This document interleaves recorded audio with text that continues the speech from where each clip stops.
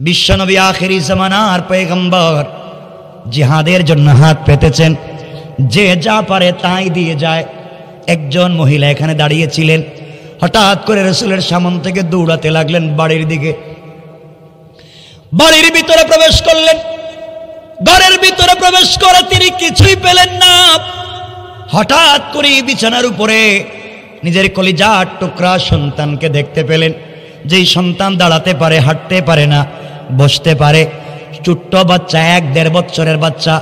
বাচ্চাকে কোলে নিলেন, চোখের পানি ছেড়ে দিলেন। আওলাকে সে পাগল বেশে রাসূল পাকের দরবারের দিকে ছুটতে লাগলেন। রাস্তায় হযরতে আবু বকরের সঙ্গে দেখা।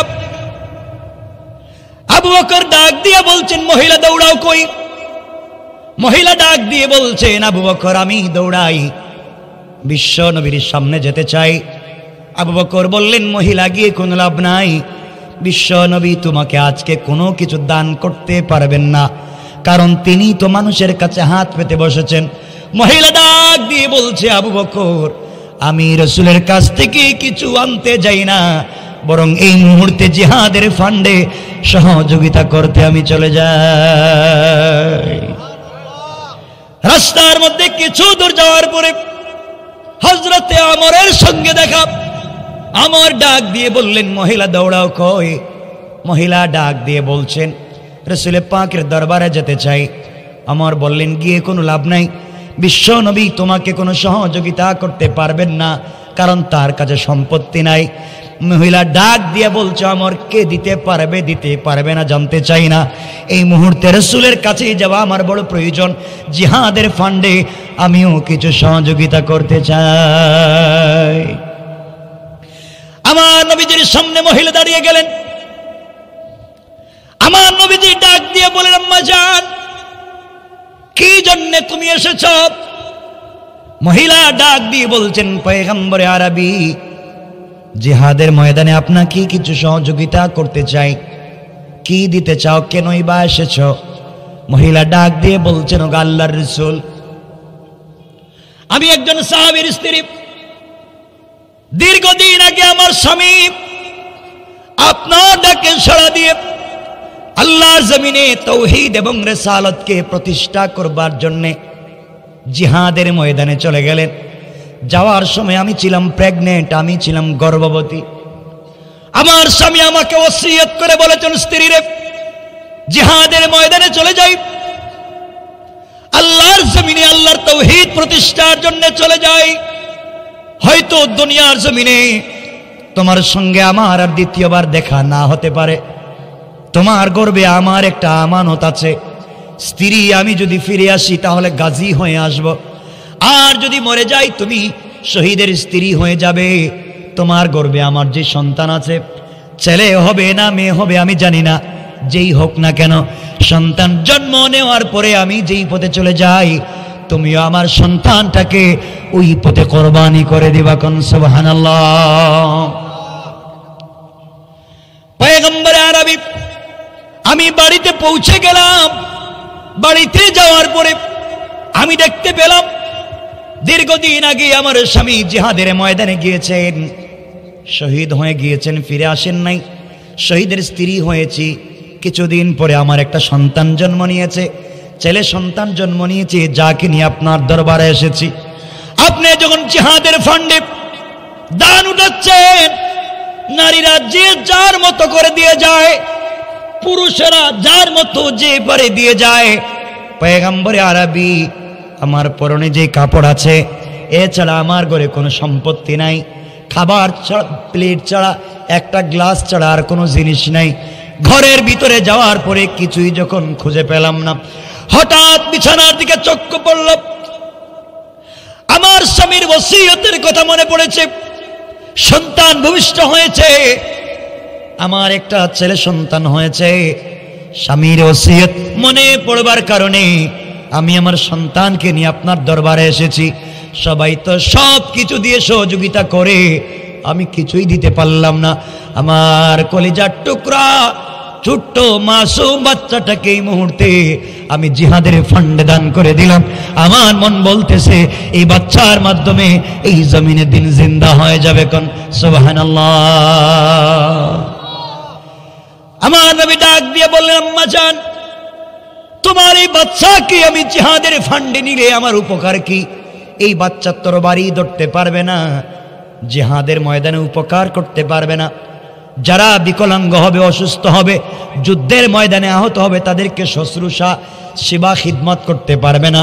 এই বাচ্চার জন্য তো খাদেমের প্রয়োজন, এই বাচ্চা নিয়ে আমার প্রয়োজন কি?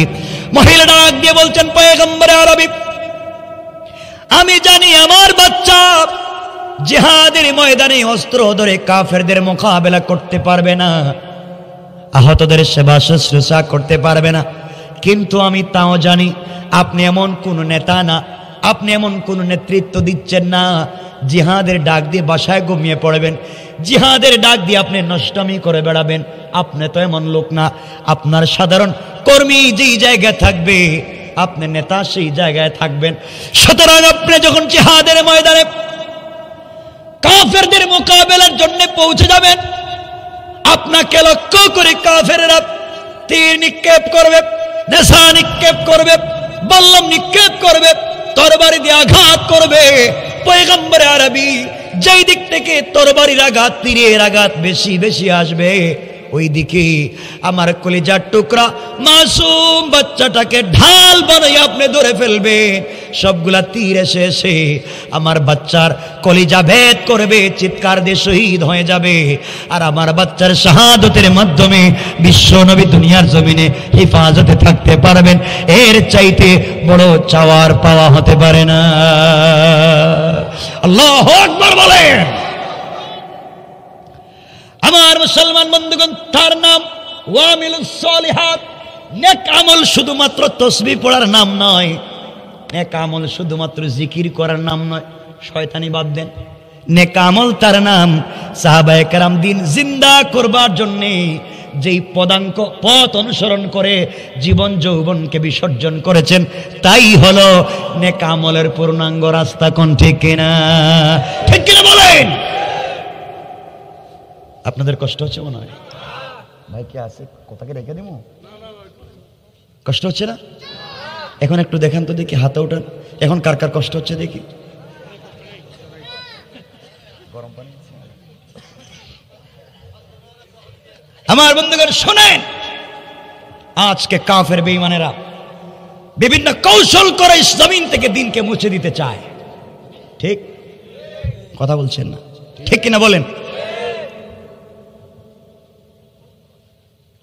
ওরা জানে না যেই কৌশল করে, যেই সিস্টেম করে দিনকে মুছে দিতে চায়, আল্লাহ এই জিনিস দিয়ে দিনকে জিন্দা করে দিতে পারে।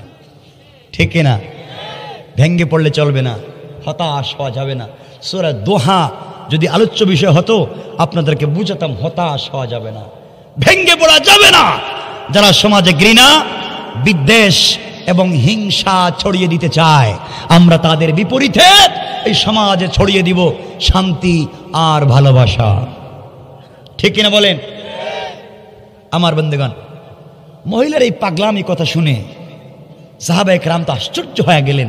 নিজের কলিজার টুকরা বাচ্চাকে জিহাদের ফান্ডে দান করে দিতে চায়। পারস্য বাচ্চার দুইজন গোয়েন্দা এখানে আসেনি, কিছু বলে যান না কেন? আছে। তারা বাচ্চার দরবারে চিঠি লিখছে, বাচ্চা যাবো না। যুদ্ধ যে করতে চাইছিলেন মুসলমানদের বিরুদ্ধে, এই চিন্তা বাদ দিয়ে দেন। বাচ্চা বলছে কেন? আপনি কিয়ামত পর্যন্ত জয়লাভ করতে পারবেন না। ব্যাপার কি? আমার অস্ত্র কি কম? কয় না, আপনার অস্ত্র তো বেশি। আমার সেনাবাহিনী কম না? কয় সব তো ঠিক আছে। আমার টাকা পয়সা কম না? সব তো ঠিক আছে। সব যদি আমার হয়, তাহলে গরিব মুহাম্মদের বিরুদ্ধে আমি পারবো না কেন? গোয়েন্দারা বলতেছে, স্যার আপনার সেনাবাহিনী যুদ্ধ করে, যুদ্ধে যাওয়ার আগে তারা জানতে চায় যুদ্ধে জয়লাভ করলে প্রমোশন হবে না ডিমোশন হবে। তারা টাকা পয়সা কেমন পাবে জানতে চায়। আর মুহাম্মদের সঙ্গী সাথীরা তাকে এত ভালোবাসে, তাদের রাসূলকে তারা বাঁচাবার জন্যে কলিজার টুকরা সন্তানকে পর্যন্ত জিহাদের ফান্ডে দান করে দেয়। এদের বিরুদ্ধে যুদ্ধ করে কেউ জয়লাভ করতে পারে না। ঠিক কিনা জোরে বলেন?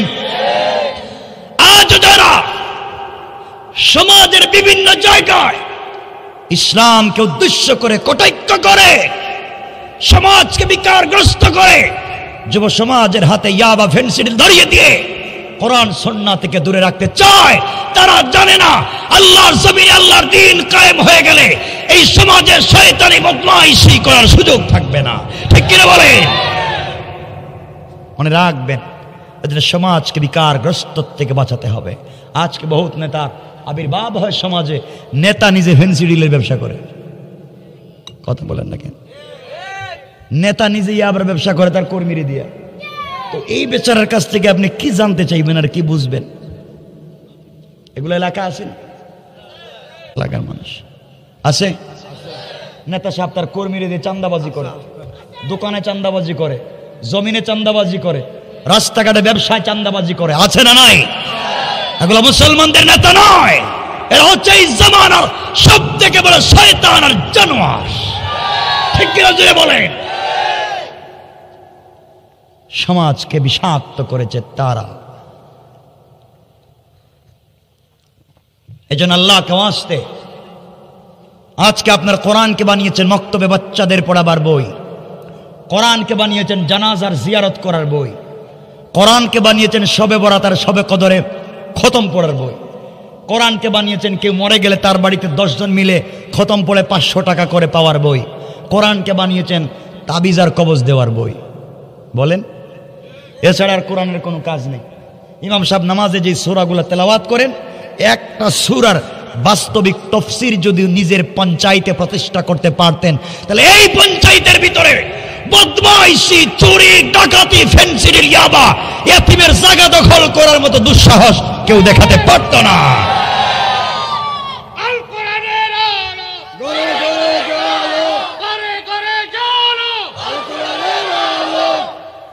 আজকে মনে রাখবেন, আল্লাহকে ওয়াস্তে দুহাত জোড় করে বলছে, অনেক নেতা আছে যারা পাবলিকের জমি দখল করে, গরিবকে রাস্তায় নামিয়ে দেয়, ইয়াতিমকে আরো ইয়াতিম বানাইয়া দেয়, বাড়ি পর্যন্ত জাল দলিল করে দখল করে নিয়ে যায়। এদেরকে প্রতিহত করতে হবে। এরাই হচ্ছে সমাজের বিষ ফোড়া, এরা হচ্ছে বিষ বৃক্ষ। এদেরকে সমাজ থেকে না উঠাতে পারলে আমাদের কপালে খারাপই আছে। ঠিক কিনা বলেন? নামাজ পড়ে জান্নাতে যাইবেন, কিয়ামতের দিন আল্লাহ বলবেন, আয় গাট্টিল নামাজের ফাওয়াইলুল লিল মুসাল্লিন, নামাজ লিয়ে ভাগ ভাগ তোর নামাজের গাট্টি লিয়ে। আপনি বলবেন আমি সম্পত্তি দান করেছি, আল্লাহ বলবেন আল্লাযী জামা মালাও ওয়া আদ্দাদা, জমা করা মাল, গণনা করা মাল গাট্টিতে ভর, তোর মাল শুদ্ধ বাইরে হয়ে যা, বার হয়ে যা। কোথায় যাব?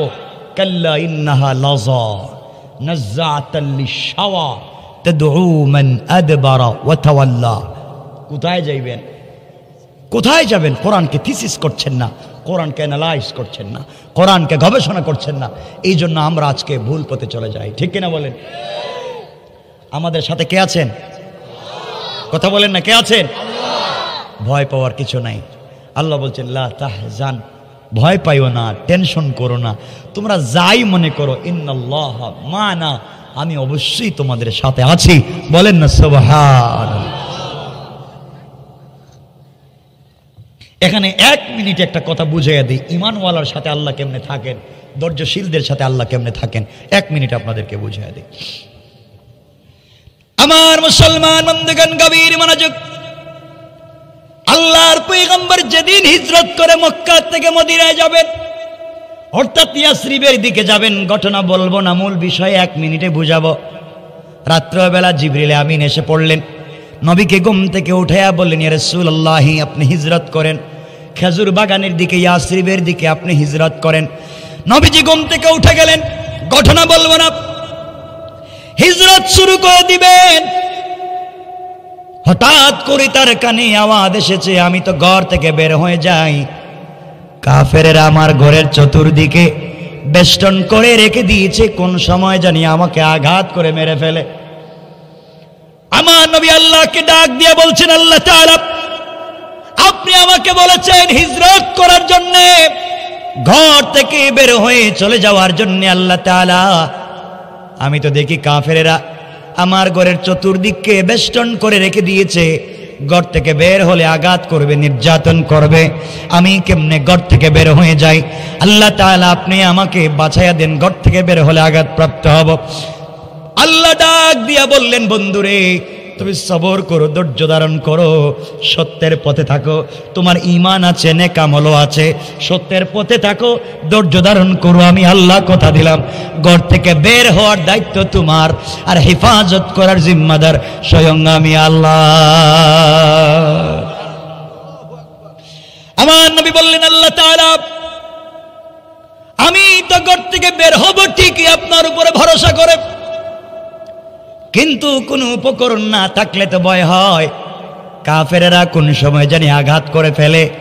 আল্লাহ বলছেন, বন্ধুরে তাহলে একটা কাজ করো, হাতের মধ্যে কিছু কঙ্কর, হাতের মধ্যে কিছু বালি, হাতের মধ্যে কিছু পাথর নিয়া কোরআন থেকে কিছু তেলাওয়াত করে কাফেরদের উপরে নিক্ষেপ করে দাও, এর মাধ্যমে তোমাকে আমি হেফাজত করে দেব। পয়গম্বর আরবি আল্লাহকে ডাক দিয়া বলছেন, আল্লাহ তাআলা, হাতের মধ্যে যদি কঙ্কর নেই, বালি নেই, পাথর নেই, কোরআন থেকে তিলাওয়াত করে কাফেরদের উপরে যদি আমি নিক্ষেপ করি, যেদিকে নিক্ষেপ করব একদিকেই যাবে।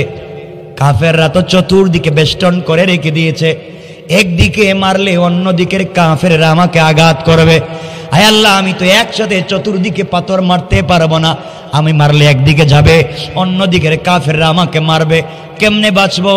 আল্লাহ বললেন, বন্ধুরে তোমার কাজ হলো হাতের মধ্যে পাথর নিয়ে একদিকে নিক্ষেপ করা, আর আমি আল্লাহর দায়িত্ব হলো সকল পাথর গুলাকে সকল কাফেরদের চোখে চোখে পৌঁছে দেওয়া।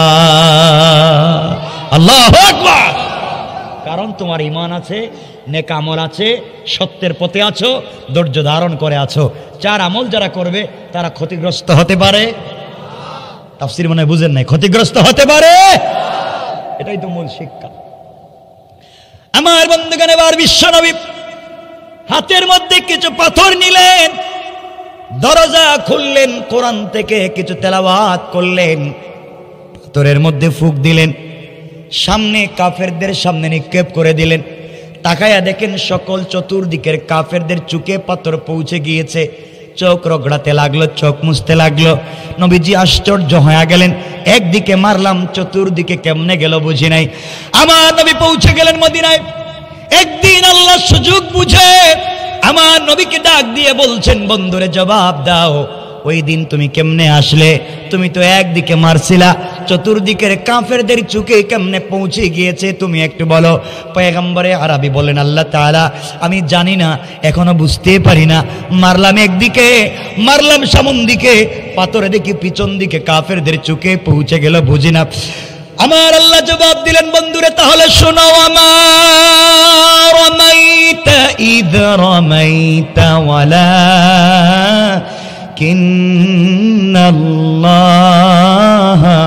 রামা।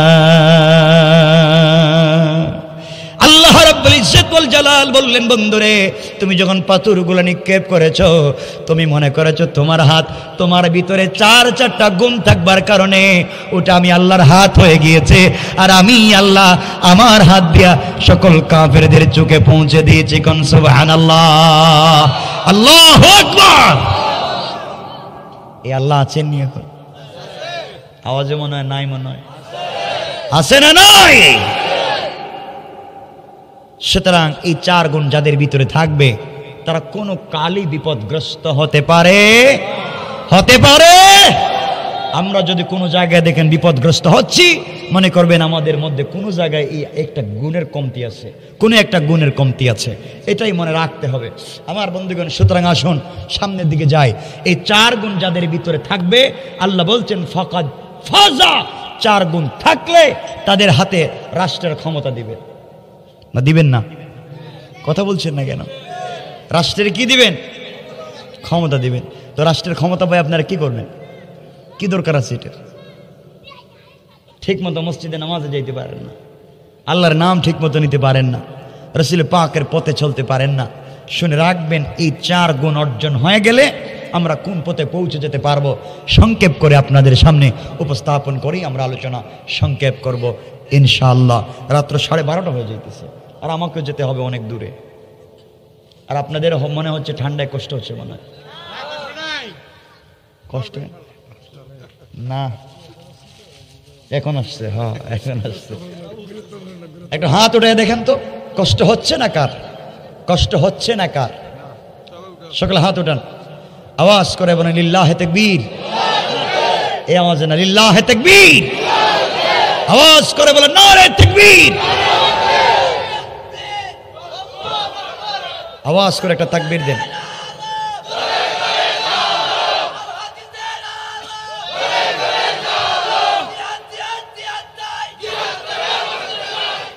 দরকার নেই, আমি জানি জিয়াদ আরম বইলে কই থাকবেন আপনারা, আমাদের জানা আছে, ওগুলো বাদ দেন। টেলিফোন বন্ধ করে শ্বশুর বাড়ি যাইবেন, কই যাইবেন, এগুলো বাদ। আমরা সমাজ বিনির্মাণের চেষ্টা করব। আমরা সন্ত্রাসবাদ, জঙ্গিবাদ এগুলাকে না বলবো। মাদকের সাথে আমাদের সম্পর্ক থাকবে না, ঠিক কিনা বলেন?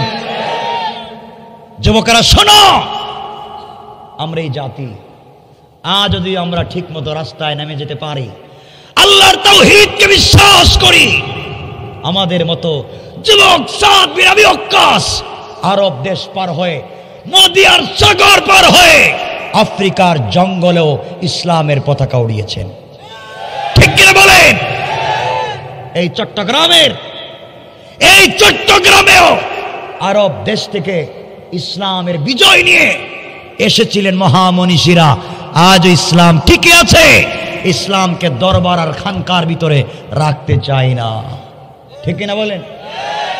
আমরা তো ইসলামের খানকার ভিতরে ঢুকে রেখে দিছি। উনি এই পীরের মুরিদ, উনি এই পীরের মুরিদ। এই পিসাব এই পিসাবরে দেখতে পারে না, এই পিসাব এই পিসাবরে কাফির, এই পিসাব এই পিসাবরে ইহুদি। এই টুপি পরা যাবে না, ওই টুপি পরা যাবে না, এই পাঞ্জাবি পরা যাবে না, এই পাগড়ি পরা যাবে না। এই মাই ঠেলা ঠেলি কিলে কিলে আছে না নাই? আছে না নাই? সব বাদ দেও, সব বাদ দেও। একজনের কাপড় নাই, ল্যাংটা উলঙ্গ, এই অবস্থায় তার নামাজ পড়া লাগবে। কাপড়ের দরকারই নাই, অজু নাই, তায়াম্মুম নাই, বিনা অজুতে বিনা কাপড়ে নামাজ পড়া লাগবে। আপনি আছেন পাঞ্জাবি নিয়ে মারামারি, টুপি নিয়ে মারামারি, বাদ দেন। আর মুসলমানকে বিভক্ত করবেন না। আল্লাহকে ওয়াস্তে যারা আমাদের জবাই করা পশুর গোশত খায়, যারা আমাদের কিবলার দিকে মুখ করে ইবাদত করে সালাত পড়ে, তারা আমাদের ভাই। বলেন তারা আমাদের কি? তারা আমাদের কি? আর মারামারি করার দরকার নেই, ফিতনা বাদ দেন। আসুন আমরা সামনের দিকে যাই। আমার মুসলমান বন্ধুগণ, গভীর মনোযোগ যে কথা বলতে চাইলাম, পারস্যের বাদশাহ চিঠি দিয়েছে, রাসূলে পাক জবাব দিতে গেলেন। আমার বন্ধুগণ, এক পর্যায়ে রাসূলে পাকের ইন্তেকাল হয়ে গেল, ওফাত হয়ে গেল, দুনিয়ার জমিন থেকে বিদায় নিলেন। আবু বকরের যুগ চলে আসলো, আবু বকর বিদায় নিলেন। খলিফাতুল মুসলিমিন আমিরুল মুমিনিন হযরত ওমরের যুগ চলে আসলো। আমার বন্ধুগণ, ওমরের যুগ চলে আসার পরে হযরত ওমরের মাথায় তো ওই রক্ত। আমার নবীকে পারস্যের বাদশা চিঠি দিয়েছে, দীর্ঘদিন আগে জবাব দিতে পারলাম না। আজ আমার কাছে ক্ষমতা, আজ আমি দেখব কাফের বেঈমানদের ক্ষমতা কত। এই জন্য তিনি 17 জন মুসলমানকে একত্রিত করলেন, 17 জন মুসলমানদেরকে একত্রিত করলেন। তাদের নেতৃত্বে দিলেন তরুণ একজন সাহাবী, যার নাম আব্দুল্লাহ বিন হুযাফা রাদিয়াল্লাহু তাআলা আনহু। আব্দুল্লাহ বিন হুযাফা তরুণ সাহাবী, দাড়ি মাত্র উঠতেছে, 17, 15, 16 বছরের যুবক তরুণ। তাকে বললেন, আব্দুল্লাহ বিন হুযাফা শোনো, পারস্য বাদশা তোমরা ছোট ছিলে, পারস্যের বাদশা আমার নবীকে হুমকি দিয়েছে, গালি দিয়েছে, জবাব দিতে পারলাম না ওই দিন। আজ আমার কাছে ক্ষমতা, তোমরা যাও তো পারস্য দেশের সীমান্ত এলাকা পাহারাদারি করো, গোয়েন্দাগিরি করো, যেভাবেই হোক তাদের খবর আমাদের কাছে নিয়ে আসো, কেমনে দিন প্রচার করা যায় আমরা চেষ্টা করব। আমার বন্ধুগণ, গভীর মনোযোগ। আব্দুল্লাহ বিন হুযাফার নেতৃত্বে 17 জন মুসলমান পৌঁছে গেলেন পারস্য বাদশার সীমান্ত এলাকায়, পাহারাদারি করতে লাগলেন, সীমান্ত এলাকা ঘোরাঘুরি করতে লাগলেন। এদিকে পারস্যের বাদশা ঘোষণা করে দিল, কোনোভাবে যদি তোমরা মুসলমানকে পাও ধরে আমার কাছে নিয়ে আসবা, কোনোভাবে তাদেরকে হত্যা করবা না। তারা নাকি ঈমানওয়ালা, ঈমানের জন্য জীবন বিসর্জন দিতে পারে, কিন্তু জীবনের জন্য ঈমান বিসর্জন দিতে পারে না। তারা দুনিয়ার জন্য ইমানকে বিসর্জন করতে পারে না, বরং ইমানের জন্য দুনিয়া বিসর্জন দিতে পারে। এমন ইমানওয়ালা, এমন তাকওয়াওয়ালা, এমন সত্যের পক্ষে, এমন ধৈর্যশীল মানুষকে আমি পরীক্ষা করতে চাই। এই বলে পারস্যবৎসর গোয়েন্দা পাঠাইয়া দিল। আল্লাহর কি মানসা, আল্লাহর কি ইচ্ছা। 17 জন মুসলমান, সংক্ষেপ করে আপনাদেরকে বুঝাইয়া দেই। 17 জন মুসলমান একদিন আব্দুল্লাহ বিন হুযাফার নেতৃত্বে গভীর রাত্রে পারস্য দেশের সীমান্ত এলাকা পাহারাদারি করতেছেন। হঠাৎ করে পারস্যের গোয়েন্দাদের হাতে 17 জন ধরা পড়ে গেলেন। 17 জন মুসলমান ধরা পড়ে গেলেন। পারস্য বাদশার দরবারে 17 জন মুসলমানকে হাজির করা হলো। বাদশাহ তাকাইয়া দেখলো কারো দাড়ি উঠেছে, কারো দাড়ি উঠে নাই। জিজ্ঞেস করলো, তোমরা কি সবাই বিয়ে করেছো? অধিকাংশ বললেন, আমরা তরুণ, আমরা আজও বিয়ে করি নাই। পারস্যের বাদশাহ জিজ্ঞাসা করলো, তোমাদের নেতাকে, তোমাদের লিডারকে? সবাই দেখাইয়া দিলেন সবার ছোট আব্দুল্লাহ বিন হুযাফা, তরুণ, এই যে আমাদের নেতা। বাদশাহ তাকাইয়া দেখে এখনো দাড়ি উঠে নাই। মনে মনে ভাবলো, ওদের ইমান তো লুণ্ঠন করা সহজ হয়ে যাবে, লোভ দেখালেই চলবে। বাদশাহ ডাক দিয়ে বলছে, আব্দুল্লাহ বিন হুযাফা, তাহলে শোনো, তোমাকে আমি বুঝাতে চাই, তোমাদের নবী তো ইন্তেকাল করেছেন। মনে করো তোমাদের নবী জিন্দা আছেন, শুধু মনে করো, বাস্তব না। মনে করো তোমাদের নবী জিন্দা, তার উপরে আক্রমণ হচ্ছে, তোমার কিছু যায় আসে না, প্রতিবাদ করবে না, এতটুকুন মনে করলেই চলবে। আব্দুল্লাহ বিন হুযাফা পারস্য বাদশার সামনে দাঁড়িয়ে গেলেন। কেমন ইমান, কেমন সত্যবাদী তা বুঝাতে চাই। দাঁড়িয়ে বললেন, বেওকুফ, বেয়াদব, পারস্যের নিমক হারাম বাদশাহ, তুমি মনে করেছ আমার নবী জিন্দা থাকবে আর আমরা জীবিত থাকা অবস্থায় আমার নবীকে কেউ গালি দিবে, আমরা সহ্য করব? তুমি আমার বডিতে 1 কোটি তীর নিক্ষেপ করতে পারো, আঘাতে আঘাতে হত্যা করতে পারো, আমার নবীকে জিন্দা থাকা অবস্থায় কেউ গালি দিবে, জীবিত থাকতে 1 মিনিটের জন্য মেনে নেওয়া যায় না। ঠিক কিনা বলেন? বাদশা দেখলো ব্যাপার তো বহুত গরম, তাদের নবী ইন্তেকাল করেছেন, সেই নবীর ব্যাপারে এমন কথাও তারা সহ্য করতে পারে না। প্রথম নম্বরে ফেল করলো। এবার বলছে, তার উপদেষ্টা পরিষদকে ডেকে বলল, শোনরে, যেভাবেই হোক ওদের ইমান নষ্ট করা লাগবে, কি করা যায়? সবাই পরামর্শ দিল, বাদশা জাহাপনা, এরা জোয়ান ছেলে, তরুণ ছেলে, আর তরুণদের ইমান নষ্ট করার জন্য সুন্দরী নর্তকী যুবতী তরুণী সুরসীদের দ্বারা প্রয়োজন হবে, ওদের দিয়েই নষ্ট করা যায়। আমার বন্ধুগণ, বাদশাহ বলল, কি করা যায়? 17টা রুম তৈরি করো, বিশ্ব সুন্দরী মেয়েদেরকে টাকার বিনিময়ে কিনে আনো, আর অর্ধ উলঙ্গ করে এদের রুমের ভিতরে ঢুকাইয়া দাও। কোনোভাবে যদি এদের চরিত্র নষ্ট করতে পারে, কারণ কোন ইসলামিক নেতার চরিত্র খারাপ হলে চলবে না। পৃথিবীতে আল্লাহ যত ইসলামিক লিডার তৈরি করেছেন, কারো চরিত্রের মধ্যে স্পট ছিল না। সুতরাং ইসলামী নেতৃত্বের লিডার যারা হবেন, তাদের চরিত্রের মধ্যে কোনো ধরনের অশ্লীলতা থাকবে না। কোন ঠিক কিনা? ঠিক কিনা বলেন? কথা কি বুঝাইতে পারতেছি কিনা আল্লাহ জানে। আমার মুসলমান বন্ধুগণ, যুগে যুগে এই ধরনের পরীক্ষা এসেছে। পারস্য বাদশাহ 17টা রুম করে 17 জন মুসলমানকে রুমের ভিতরে শিকল লাগাইয়া দিয়ে ফেলেছে। আমার বন্ধুগণ, আব্দুল্লাহ বিন হুযাফার রুমে আব্দুল্লাহ বিন হুযাফাকে ছেড়ে দিয়েছে। রাত্রবেলা বিশ্ব সুন্দরী মেয়েদেরকে টাকার বিনিময়ে কিনে এনে রুমের ভিতরে ঢুকাইয়া বলছে, যে ভাবেই হোক আব্দুল্লাহ বিন হুযাফার চরিত্র নষ্ট করো, বিনিময়ে যা চাইবা তাই পাইবা। আমার বন্ধুগণ, গভীর রজনীতে বিশ্ব সুন্দরী মেয়ে আব্দুল্লাহ বিন হুযাফার রুমে প্রবেশ করেছে। যে ভাবেই হোক তরুণ নেতৃত্বকে ধ্বংস করে দিতে চায়। আজও বাংলাদেশের জমিনে তরুণ সম্ভাবনাময়ী তরুণ নেতৃত্বকে ধ্বংস করবার জন্যে সুকৌশলে নারীদেরকে পিছনে লাগাইয়া ধ্বংস করবার পায়ে তারা চলতেছে।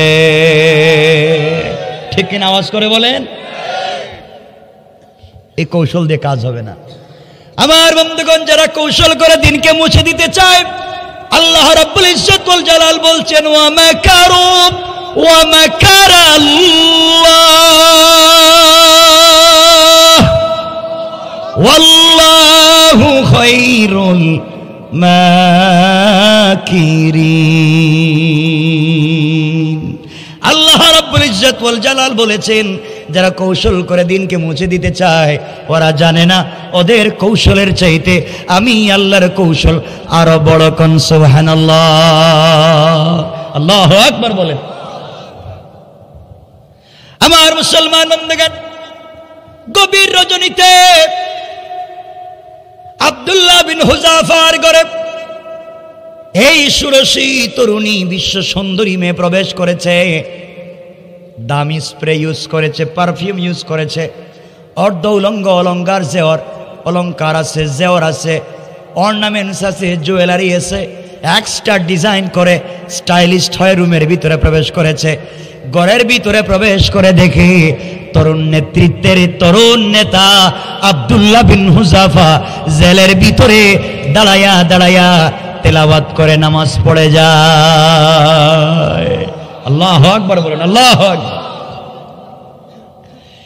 এই বিশ্ব সুন্দরী মেয়ে ঘরের ভিতরে প্রবেশ করে আব্দুল্লাহ বিন হুযাফার চতুর্দিকে একবার ঘোরাঘুরি করলো, কোনোভাবে আকৃষ্ট করতে পারে না, আকর্ষণ তৈরি করতে পারে না। শেষ পর্যন্ত বলল ঠিক আছে। আব্দুল্লাহ বিন হুযাফার ডাইন পার্শ্বে উলঙ্গ হয়ে বসে পড়ল। সালাম তো ডান দিকে ফিরাবেন, আমাকে দেখলে হয়তো নামাজ নষ্ট হয়ে যাবে, এই চিন্তা করে বসে আছে। আমার বন্ধুগণ, আমার মুসলমান ভাইরা, আব্দুল্লাহ বিন হুযাফা দুরাকাত নামাজ পড়ে ডান দিকে সালাম ফিরাইয়া বাম দিকে সালাম ফিরাইয়া আবার আল্লাহু আকবার বলে আবার নামাজের মধ্যে দাঁড়িয়ে গেলেন। কে এসেছে কে বসেছে কারো দিকে তাকালেন না। আল্লাহু আকবার। মেয়ে চিন্তা করলো ব্যাপারটা কি, আমাকে পাওয়ার জন্য কোটি কোটি টাকা মানুষ খরচ করে, আর আমি বেচারা রুমে বসে উলঙ্গ হয়ে বসে আছে, আমার দিকে তাকালো না। আব্দুল্লাহ বিন হুযাফা বললেন আমি কোরআন তেলাওয়াত শুরু করলাম, আর মনে মনে ভাবলাম আজকের দুরাকাত নামাজে কোরআনকে খতম করে ছাড়বই। আল্লাহু আকবার। মেয়েটা দাঁড়িয়ে আছে। আব্দুল্লাহ বিন হুযাফা নামাজ পড়তেই লাগলেন। সকাল হয়ে যাচ্ছে, কোনোভাবে মেয়েটা আকৃষ্ট করতে পারল না। ভোরবেলা রুম থেকে বের হয়ে বাদশার দরবারে দাঁড়ায় বলছে, ও বাদশা জাহাপনা, টাকার বিনিময়ে কার কাছে আমাকে পাঠাইছিলা ঈমান নষ্ট করার জন্যে? এরা তো মানুষ হতে পারে না, এরা তো আল্লাহর রহমতের ফেরেশতা হবে, এদের ঈমান নষ্ট করা যায় না। আমি যদি আরো 1 ঘন্টা থাকতাম ঈমান তো নষ্ট করতে পারতাম না, বরং তার আকর্ষণে আকৃষ্ট হয়ে আমিও কালেমা পড়ে মুসলমান হয়ে যেতাম। আল্লাহু আকবার। আচ্ছা চিন্তা করে ব্যাপার কি? ইল্লাল্লাযীনা আমানু ওয়া আমিলুস সালিহাত ওয়া তাওয়াসাউ বিল হক, হকের উপরে থাকো, ওয়া তাওয়াসাউ বিস সবর, জালেমের জুলুমে ধৈর্য ধরো, ইনশাআল্লাহ ক্ষতিগ্রস্ত হবে না। আমার বন্ধুগণ, বাদশা দেখলো ফেল।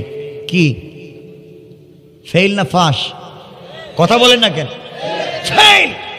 তৃতীয় নাম্বার বললো আব্দুল্লাহ এদিকে আয়, এক কাজ করো, তোমাকে ছাইড়া দিব, তোমাদেরকে ছাইড়া দিব, একটাবার কালিমা ছেড়ে দাও, কালিমা ছেড়ে দিলে দেশের মালিক তোমারে বানায় দিব, পুরা পারস্য তোমার নামে লিখে দিব, আর আমার একমাত্র মেয়ে, এই মেয়েকে তোমার কাছে বিয়ে দিব, তুমি আমার মেয়ের জামাই, গোটা জিন্দেগি দেশ তোমার, বলো না কালিমাটা ছেড়ে দাও। আব্দুল্লাহ ডাক দিয়ে বললেন, বাদশা তাহলে শোনো, তুমি তোমার পারস্যের কথা আমাকে বলেছ, আসমানের চন্দ্র সূর্য যদি আমার এক হাতে উঠাইয়া দাও, আর এক হাতে গোটা দুনিয়া রেজিস্ট্রি করে দাও, সবকিছু লাত্তি দিয়ে ফেলে দিতে পারি, 1 মিনিটের জন্যে আল্লাহর কালিমা ছেড়ে দেওয়া যায় না। আল্লাহু আকবার। আমরা বলতে পারি আমাদেরকে হামলা মামলা জেল জুলুম আমাদের উপরে নির্যাতনের স্টিম রুলার চালাতে পারো, বিকলাঙ্গ হয়ে যেতে পারি, 1 কোটি গুলির সামনে দাঁড়িয়ে কালিমার পতাকা উড়াইয়া যাব, ঠিক কিনা আওয়াজ করে বলে।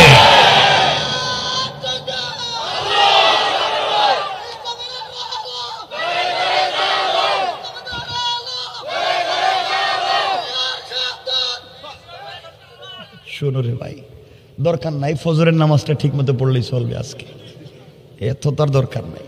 আরে শুরু করে নামাজ দিয়ে, বাকি কাজ বহুত পরে। নামাজটাই সোজা করতে পারছো না, কষ্ট পাও আমার কথায়। আমি আসিনি কোনোদিন, আর এভাবে কথাও বলি কম, কারণ আপনাদের ভালোবাসায় বসছি। আমার ভাইবু জানে আমি যেটা জুমা পড়াই এটা হচ্ছে টোটাল এশিয়া মহাদেশের সব থেকে প্রাচীনতম মুসলিম স্থাপনা, বাংলাদেশের প্রথম মসজিদ। মসজিদের বয়সই তো 700 বছর। এখান থেকে লোকও হয় জুমায় কমপক্ষে 15 থেকে 20 হাজার।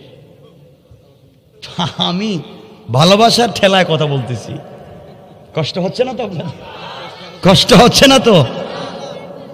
আমার বন্ধুগণ বুঝো যুবকেরা, তোমাদেরকে বলছি, তোমাদেরকে বিভিন্ন লাইনে কনভিন্স করা হয়, সমাজ থেকে বিচ্যুত করবার চেষ্টা করা হয়, যুবকদেরকে দিয়া আজকে সমাজকে নষ্ট করবার চেষ্টা করা হয়।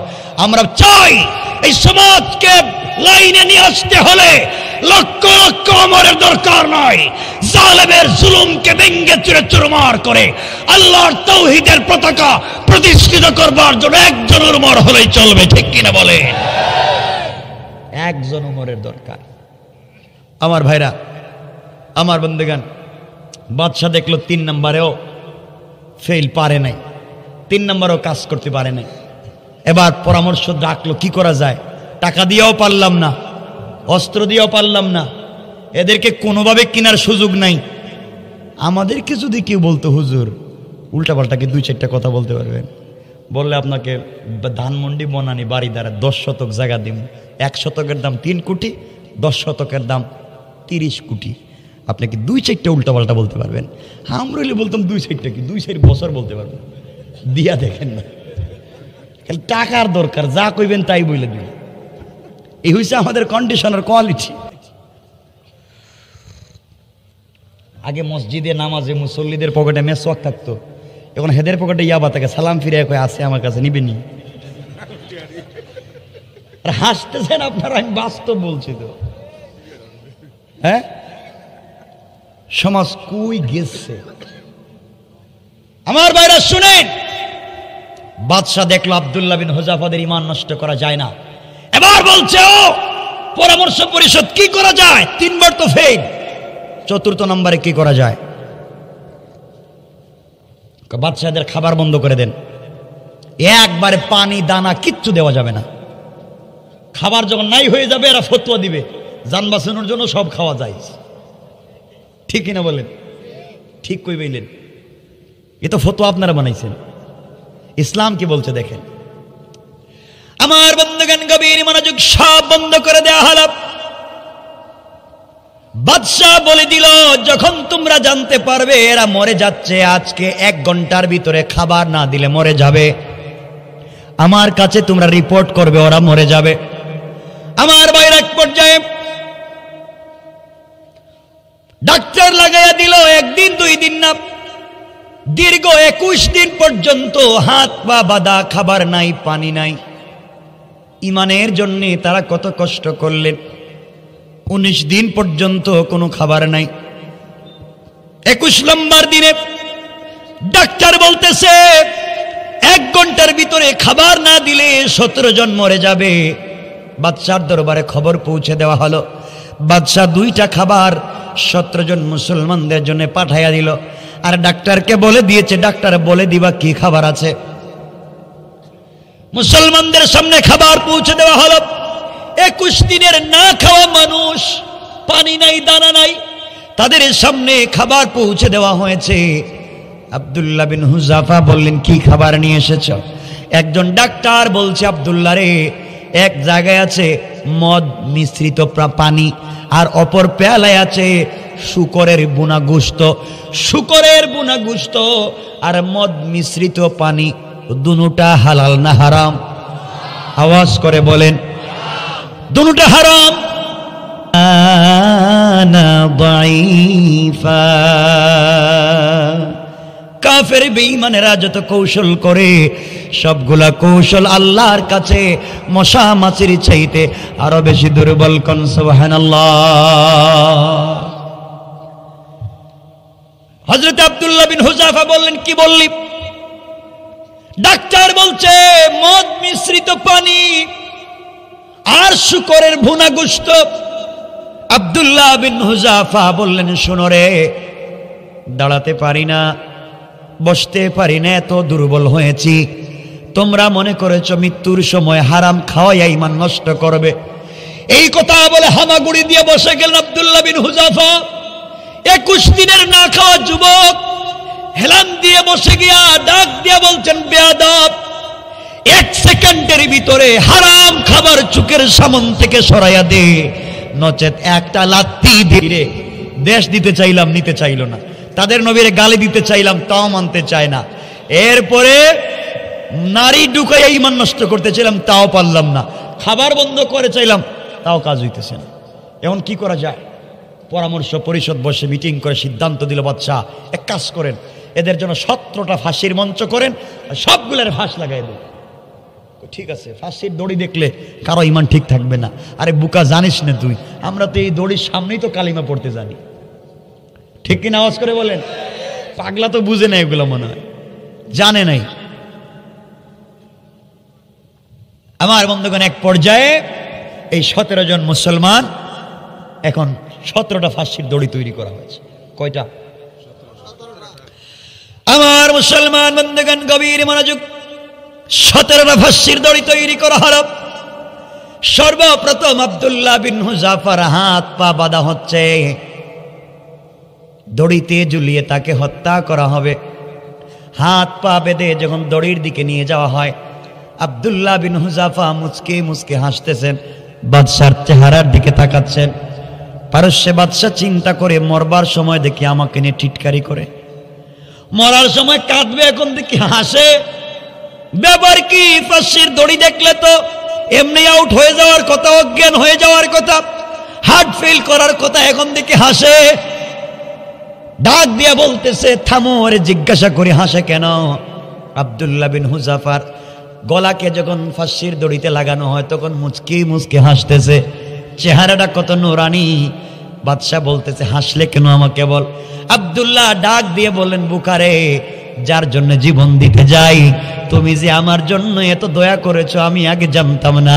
আমি যার জন্য ঈমান এনেছি, যে আল্লাহকে না দেখে এত কষ্ট করেছি, তুমি আমাকে হত্যা করলে আমি মরব না, বরং আমি সেই রবের কাছে পৌঁছে যেতে চাই। আমি যে রাসূলের জন্য জীবন দিতে যাই, সেই রাসূল তো আমার জন্য অপেক্ষা করতেছেন। আমি যে আল্লাহর জন্য ঈমান দিতে যাই, জীবন দিতে যাই, এই আল্লাহ তো আমার জন্য অপেক্ষা করতেছেন। আমাকে ফাঁসির দড়িতে ঝুলাইয়া দিলে আমি মরে যাই না, আমি তো বেঁচে যাই। অনেক আকাম কুকাম থেকে বেঁচে জান্নাতে চলে যাব। যত তাড়াতাড়ি পারো আমাকে ফাঁসি লাগাইয়া দাও, আমি মরব না, আমি আমার আল্লাহর কাছে চলে যাব। বাদশা তাকাইয়া দেখি, এটা কি? এটা মরিয়াও তো মরে না। সুবহানাল্লাহ বললেন না? তো মরেও দেখা যায় জিন্দা। কয়ে এদের ছাইরা দিই, এদেরকে ভাবেন আর একটু শক্ত করে মারা দরকার। তো ফাঁসি দিলে কই বাঁচবে? ও নাকি আর তো রসুলের কাছে চলে যাইব, তার আল্লাহর কাছে চলে যাইব, এত সহজে দিতে পারবো না। শেষ। ফাঁসির দড়ি বাদ। 5 নম্বরও কাজ হয় নাই। এখন পরামর্শ করলো, তাইলে কেমনে মারা যায় এটা কর। সবাই পরামর্শ দিল, বাদশা এখন একটা কাজ করেন, 17টা গর্ত খনন করেন, আগুন জ্বালান, বড় বড় ডেক বসান, ডেকের ভিতরে তৈল দেন। তৈল যখন টকবক করে উত্তরাতে থাকবে, তখন এক একটারে ধইরা তৈলের ভিতরে চাপ দিয়ে ধরে রাখলে যখন গুস্ত হাড্ডি ঝরে ঝরে পড়বে, তখন এমনি পামসার।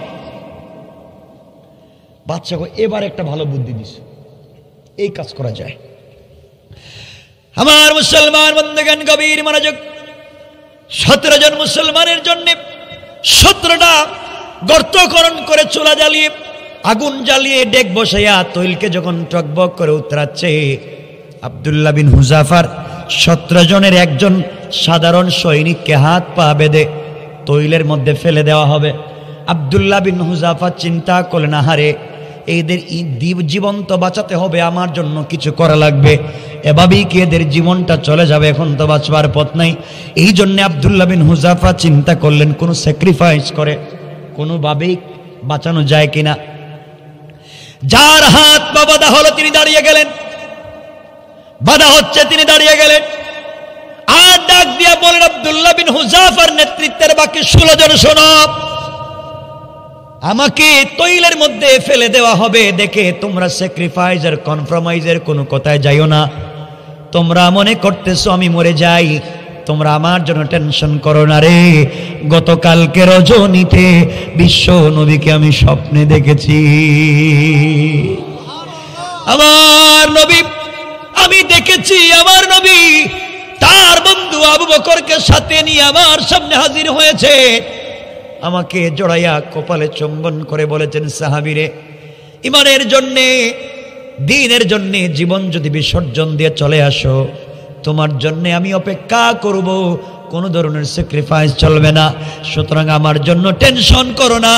আমি যেই পথে চলে যাই, হামজা যেই পথে চলে গিয়েছে, মায আর মুআবিজ যেই পথে চলে গিয়েছে, হযরত সুমাইয়া যেই পথে শহীদ হয়েছে, জাফর যেই পথে শহীদ হয়েছে, আমি সেই পথে চলে যাই। টেনশন করো না, ইমানের উপরে অটল আর অবিচল থাকো।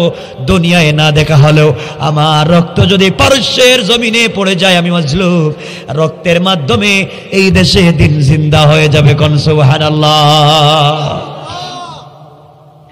আমার বন্ধুগণ, আব্দুল্লাহ বিন হুযাফাকে আগুনের মধ্যে ফেলে দেওয়া হলো। আব্দুল্লাহ বিন হুযাফার এই তরুণ সাহাবী, তার সহপাঠীকে তৈলের মধ্যে ফেলে শহীদ করে দেওয়া হলো। এবার আব্দুল্লাহ বিন হুযাফার হাত পা বাঁধা হচ্ছে।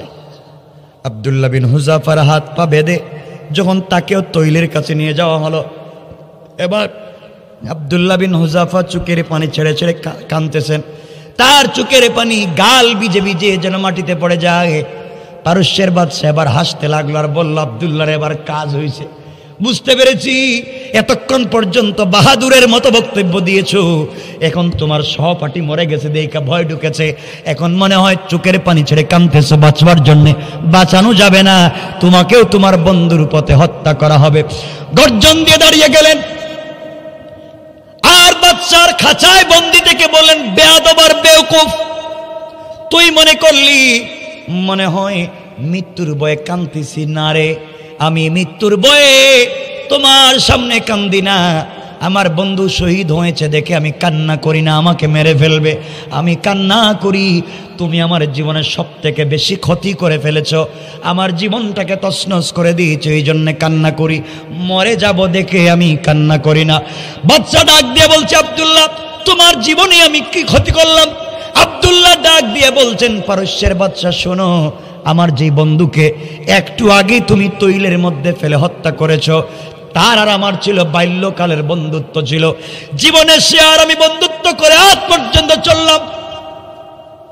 এই বন্ধুত্বের দীর্ঘ সময়ে সে যদি 1 টাকা আল্লাহর রাস্তায় দান করে, আমি 2 টাকা করেছি।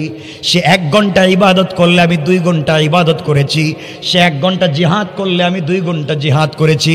অর্থাৎ ইসলামের জন্য, দ্বীনের জন্যে আমরা 2 ভাই প্রতিযোগিতা করেছি। গোটা জিন্দগির প্রতিযোগিতায় আমি ফার্স্ট হয়েছি, সে সেকেন্ড হয়েছে। সে 1 টাকা দিলে 2 টাকা দান করেছি। সে 2 রাকাত নামাজ পড়লে 4 রাকাত আমি পড়েছি। সকল কাজে আমি ফার্স্ট ছিলাম। জীবনের সকল নেক আমলে তার আগে আমি ছিলাম। কিন্তু বেওকুফ বাদশাহ, তুমি আমার বন্ধুকে আমার আগে তৈলের মধ্যে ফেলে দুনিয়ার জমিন থেকে আগে বিদায় করে জীবনের শেষ নেক আমলে তাকে আমার আগে জান্নাতে প্রবেশ করবার সুযোগ দিয়েছো। জীবনের শেষ আমলে আমি ফেল করলাম, আমার বন্ধুর কাছে ফেল করলাম। আমার বন্ধু ফাঁস করলো, আমার আগে জান্নাতে পৌঁছে গেল। আহারে, তুমি যদি আমার বন্ধুকে না হত্যা করে আমাকে আগে ফেলে দিতে, তাহলে আমার বন্ধুর আগে আমি জান্নাতে পৌঁছে যেতাম।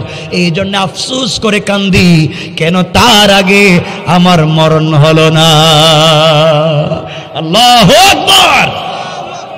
বাদশা চিন্তা করে ব্যাপার কি, এরা মৌতের সময় দিকে প্রতিযোগিতা করে, কে কার আগে মরবে এই নিয়ে প্রতিযোগিতা করে। তাহলে যারা মরেও দেখতেছে মরে না, মরার সময়ও প্রতিযোগিতা।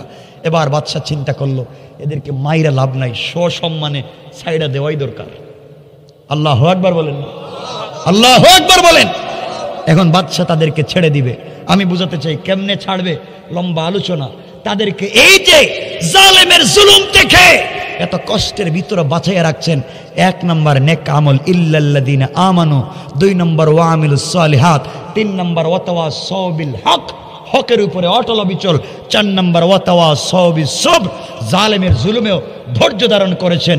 আল্লাহ তাদেরকে ফেল করান নাই এই পারস্যের জমিনে। এরপরে দ্বীনকে আল্লাহ কায়েম করে দিয়েছেন। কেমনে? লম্বা আলোচনা, আর সেদিকে যেতে চাই না, রাত্র 1টা হয়ে গেছে।